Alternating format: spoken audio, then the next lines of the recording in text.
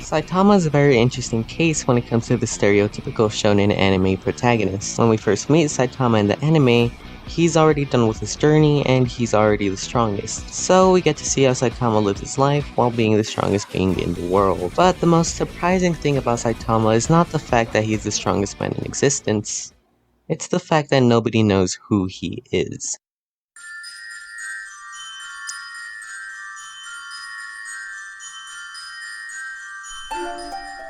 Saitama didn't have the typical anime backstory, but he never really thought he fit in with society. Saitama's mindset in the beginning was most likely the start of his training, not starting with physical training, but strengthening the mind. Of course, you know the rest from there. He trained for 3 years, lost his hair, and became strong.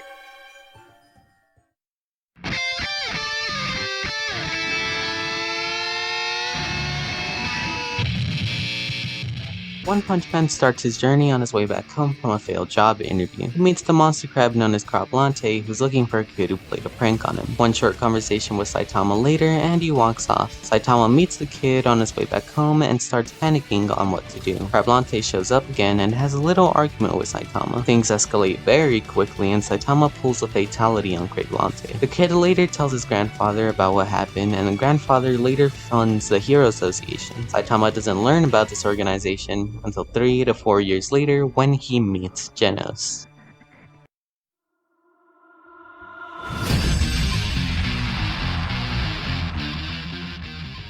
Okay, now that you have more backstory about Saitama, let's get into why he's an awesome superhero. We meet Saitama as this bum who just wants to have a challenge again. Ever since he became the strongest hero, he's been bored. We get to see how much Saitama wants his dream to come true when he literally dreams about fighting someone who's extremely strong. Saitama explains that he's fine about not having a challenge as long as he can protect people. And we don't really see this play out until later episodes where Saitama literally turns everyone against him in order to protect them.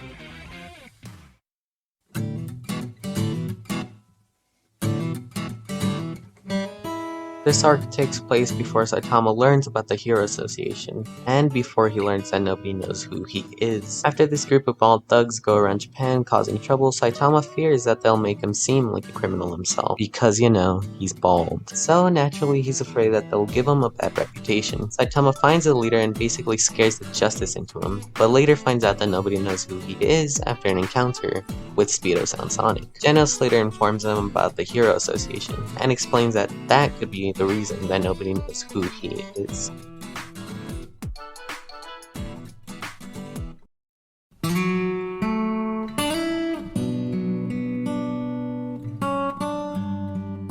Okay, let's start with the instances that show Saitama to be a caring hero. The meteor arc is the first instance I see of Saitama being the most selfless. Basically, he punches a meteor that's about to land on his section of Japan, reducing the damage and the deaths that would have been caused by it. But Tank Top Tiger and his brother Tank Top Black Hole are like Twitter users or something because they try to cancel Saitama in front of everybody. Saitama gets frustrated and basically says he doesn't care about their approval and he just does it because he wants to protect everyone. The second instance I can see of Saitama being selfless is during the Deep Sea King arc. Saitama doesn't really do much during this arc other than being there in the last minute, but he does acknowledge the heroes that put their lives in danger in order to try and save everyone. So he decides to push himself under the bus and says that the heroes weakened the Deep Sea King and therefore he can steal their credit. Put everyone in front of his own priorities, not only normal civilians but also those who are heroes.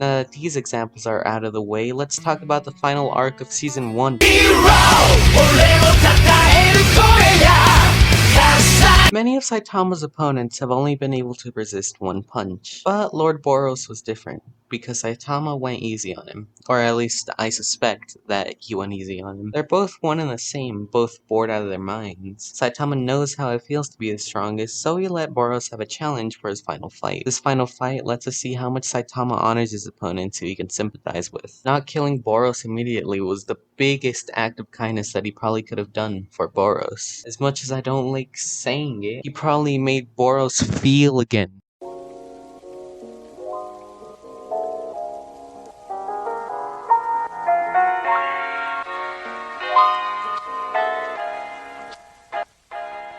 In Season 2, we see Saitama going through a martial arts tournament in order to try and find a challenge. What he doesn't know is that the city is under attack by multiple monsters, and when he does realize it, he feels bad. He realizes he could have been out saving people, but instead he was fighting some newbie in some martial arts tournament. Really good character development there, guys. No, but actually, I guess One Punch Man isn't too focused on Saitama himself, because, you know, you need somebody to have character development.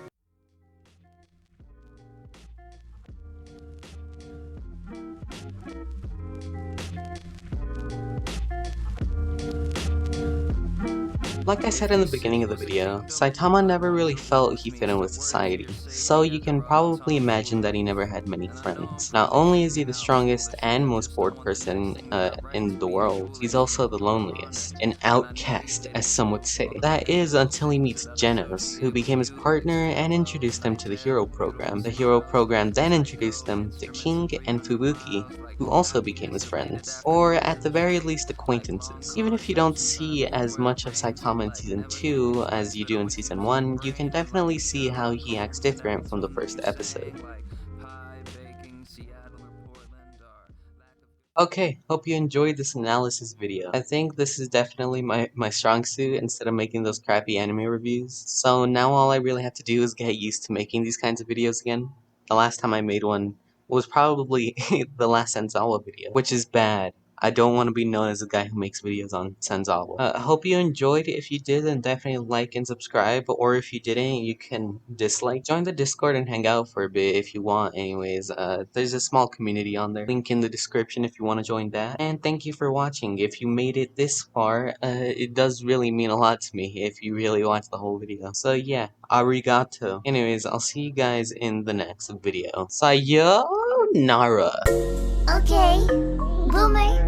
Whatever you say, Boomer. Okay, Boomer. Okie dokie, Boomer. You see what I did there?